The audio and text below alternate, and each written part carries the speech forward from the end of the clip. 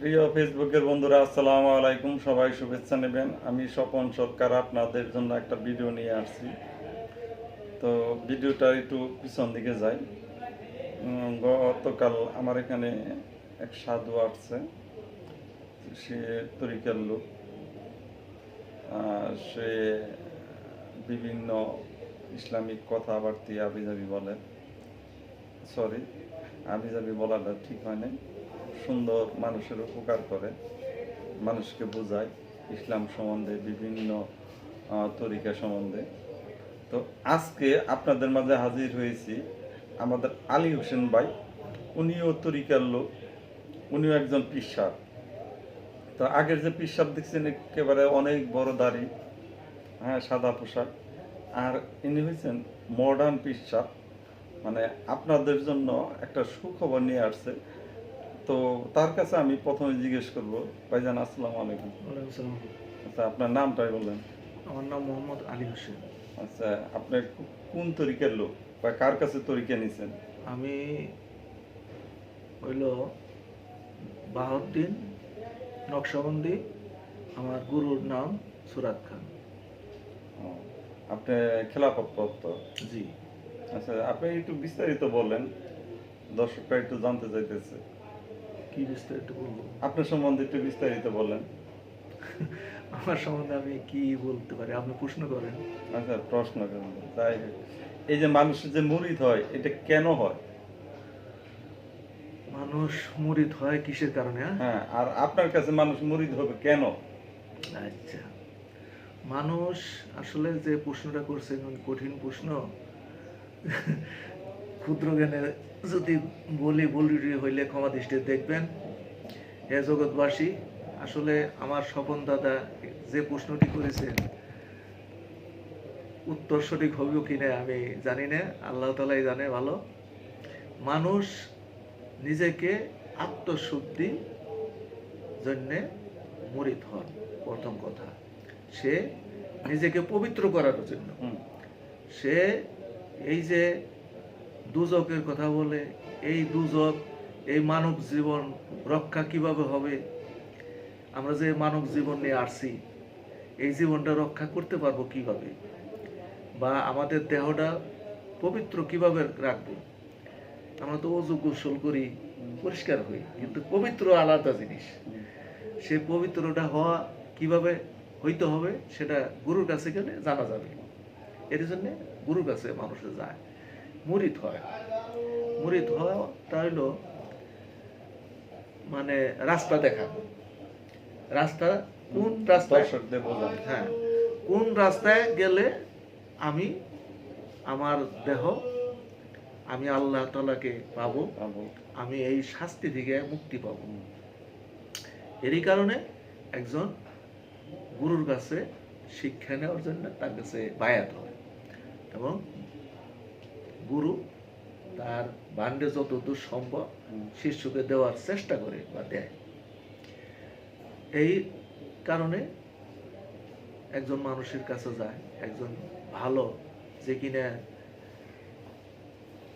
নিজেকে পবিত্র করতে পারছে বা মানুষকে জ্ঞান দিতে পারে, আধ্যাত্মিক তার জ্ঞান শক্তি আছে। জ্ঞান অর্থ কালেমা। যার কালেমা নাই সে হলো পাগল। পাগলের কোনো বিচার নেই, তার তো জ্ঞানই নেই, ওরা ওর বিচার কি? আর আপনার জ্ঞান আছে, আপনার জ্ঞান দ্বারা যদি আপনি খারাপ পথে যান বা মানুষের ক্ষতি করেন, এরে বাইরে খান, ওরে দইরা খান, ওরে মারলেন, ওর হাতাল ঠেললেন, এর দিলেন না, আপনার হক আদায় করলেন না, স্ত্রী হক আদায় করলেন না, ছেলে সন্তানের হক আদায় করলেন না, প্রতিবেশীরও একটা হক আছে, তার আত্মীয় স্বজনের একটা হক আছে। এই সব কিছু হক আদায় করতে হবে। পশু পঙ্খী যত যাবতীয় 18,000 মাকলুকাত, এবং আমাদের যে হিন্দু শাস্ত্রে দেখা যায় 84 লক্ষবার জন্মের কথা, রকমের জন্মের কথা বলছে। আচ্ছা, আমি এত দূর যাবো না, আমাদের আমাদের এইটুকুর মধ্যে থাকি।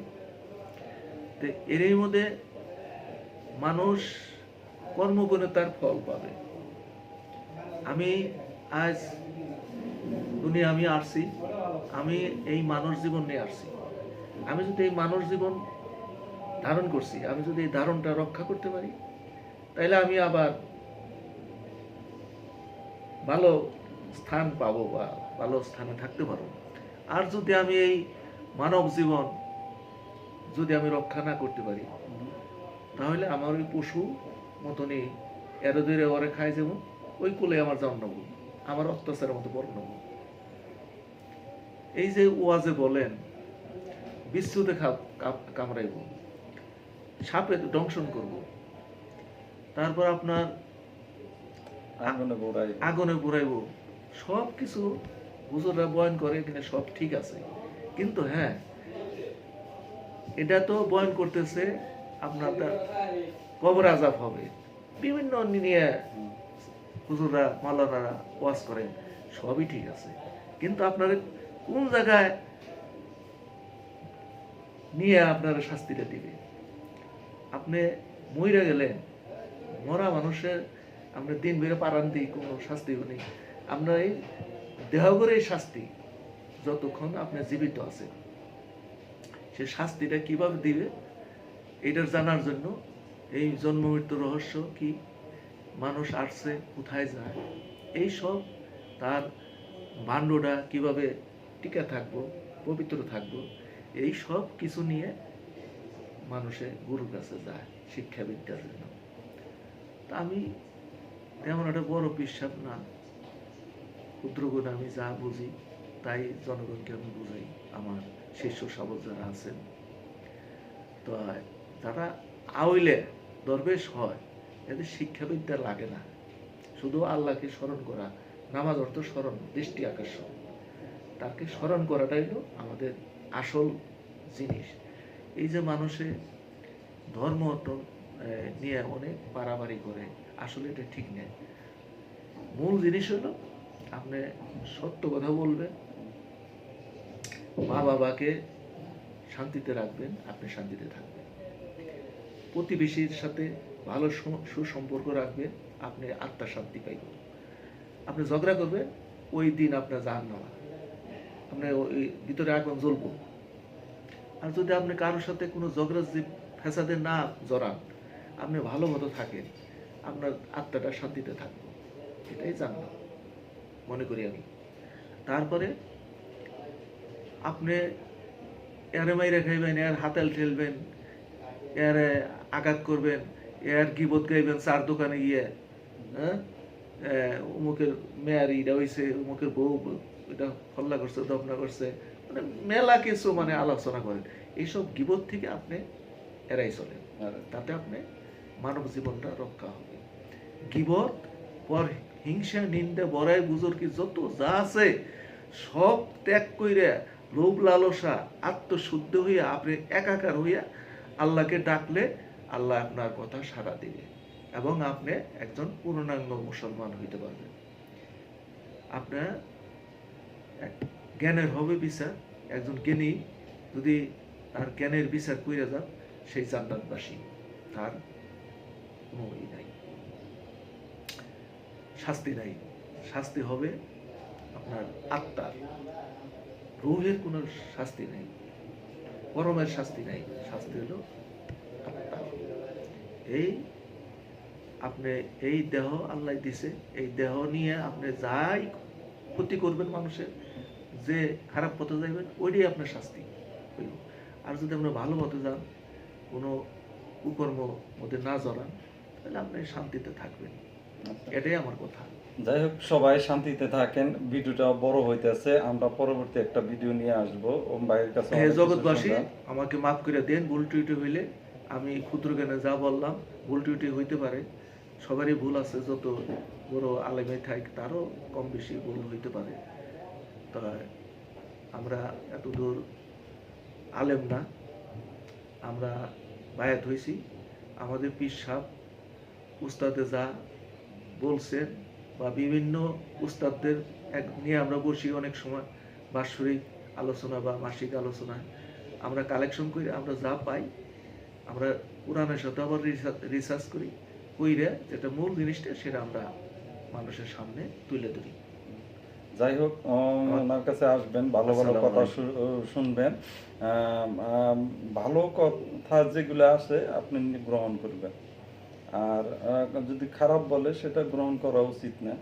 আর মুরিদ যেহেতু উনি হইছেন বা উনি কারোর কাছ থেকে বায়াত নিয়েছেন, অবশ্যই কিছু শিখছেন এবং মানুষকে ভালো কিছু দেওয়ার আশা করেন। এখানে আমি আরেকটা কথা বলে যাইতে চাই যে আমি আল্লাহ তাআলার ইশারা ইঙ্গিতে আমি মুরিদ হয়েছি এবং খেলাফত পাইছি, এবং এটারে রিসার্চ করার জন্য, মানে এটা মানে জিনিসটা সঠিক কিনা না আমি ভুল পথে যাইতেছি, এটারে যাচাই বাছাই করার জন্য আমি আল্লাহ তাআলার কাছে 4 বছর ধ্যান সাধনা করছি, প্রার্থনা করছি যে আমাকে একটি সঠিক রাস্তা দেখান।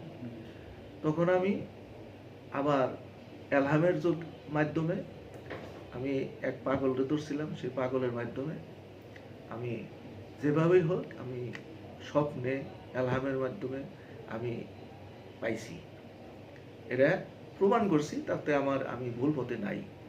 তাইলে আমি 4 বছর আল্লাহ তাআলার কাছে কান্দাকাটি করলাম, তারপরে যদি রমজান মাসে ভুল দেয় তাহলে তো আমি তো মনে করি যে রমজান মাসটা পবিত্র মাস, এই মাসে শয়তান থাকে বন্দী হয়ে, তাহলে ওই মাসে তো আর আমার স্বপ্নে খারাপ জিনিস দেওয়ার কথা না। তাহলে আমি রমজানের সাথে রাখতে আমি রিসার্চ করে আল্লাহর কাছে চাইছি যে আমার এটা সঠিক পথটা দেখান, আমি কিভাবে, আমি যে ভুল জিনিসটা যদি যাই না আমি শিক্ষা দিই তাহলে তো আমি পাপের দাড়ি করব। আল্লাহ তাআলার কাছে আমি সঠিক পথের সন্ধান চাইছি, আমি সঠিক পথের সন্ধানে মানুষও পাইছি এবং আমি সেই কথাটাই আমি প্রচার করি। আচ্ছা, এ পর্যন্ত আমার কথা।